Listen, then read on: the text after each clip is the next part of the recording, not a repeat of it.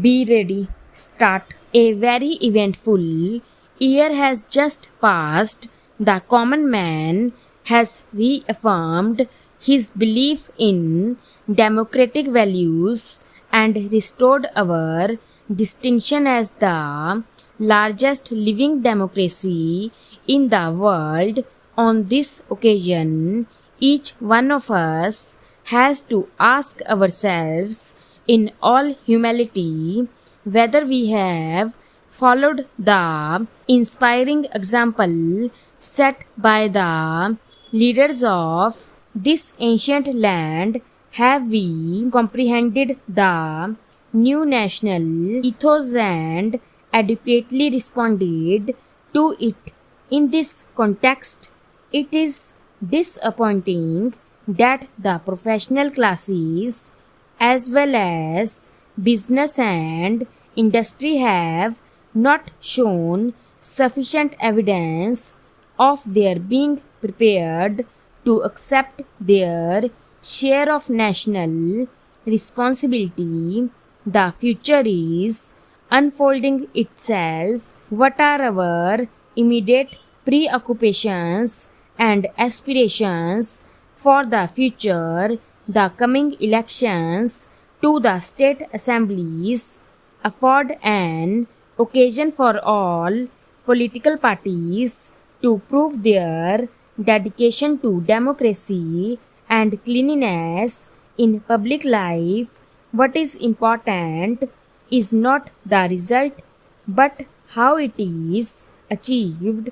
The campaign must be conducted with dignity only on the basis of clear cut programs and policies. Once again, our voters will have the option of choosing not their masters but their servants. We must in the past prove ourselves a mature people pledged to the processes of democracy and the democratic way of life.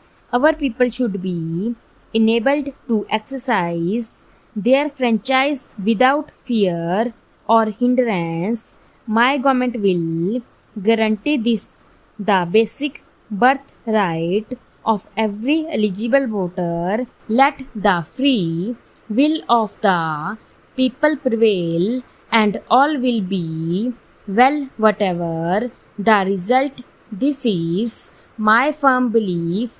Many problems loom large on the horizon. We must face them with courage and self-confidence. Some frustrated and desperate elements in our society today are determined to scuttle the principles of our democratic way of life and destroy the very fabric of our secular society.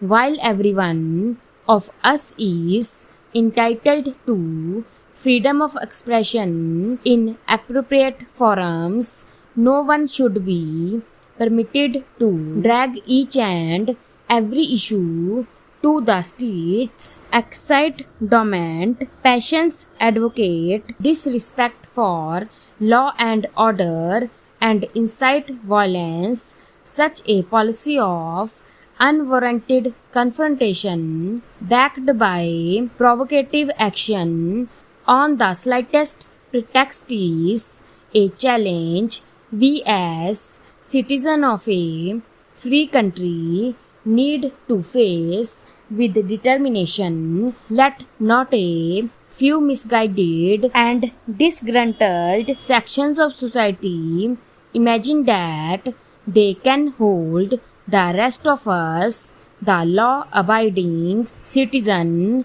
to ransom. This will not be allowed. The post-emergency climate has been congenial for reconciling fundamental freedoms and open society, egalitarianism and social justice. This is the first Republic Day with which my 10-month-old government is associated. Let us not judge them hastily.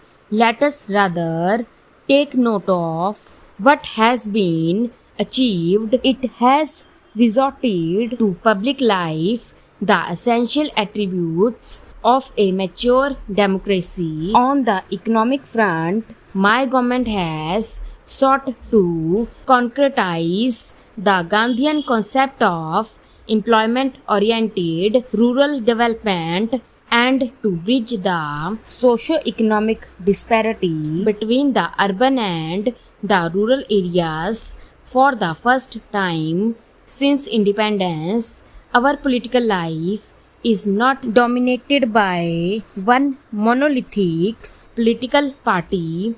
Today, men of good conscience but with varying shades of political opinion are working together for the good of the nation. This is in itself a great achievement. Let us not isolate and exaggerate honesty differences of opinion and unwittingly perhaps undermine the principles of collective responsibility on which good government is based. For once in our history, we stand united as a nation.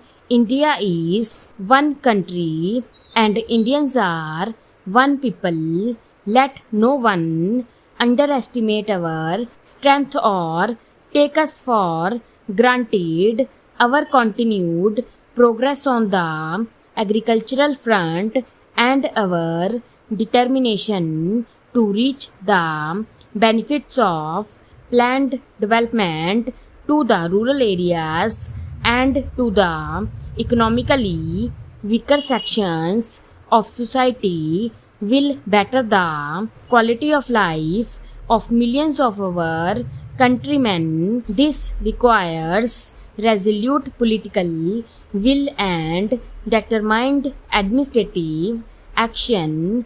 To our sound and broad-based scientific and technological achievements which have been acknowledged all the world over, we have handsomely coupled research and development to take care of the future.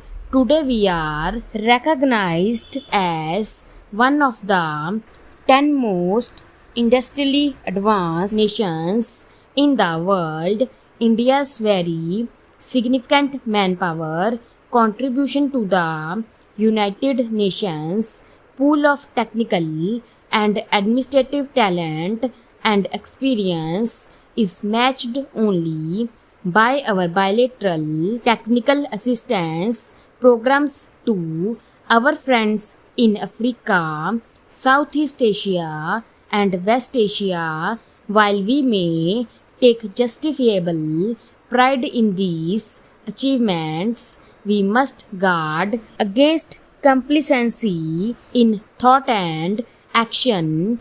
On the other hand, we must forge ahead with hard, dedicated work and the determination to succeed not only as individuals but as a nation. Our administration, relieved of its recent traumatic experience, is fortunate to have firm, dynamic political leadership. The younger generation who join the various services which compose the broad spectrum of the administration are realistic, motivated, and have the capacity for hard work. Let us forge out of these qualities a result-oriented instrument to implement our plans for the future and to build the India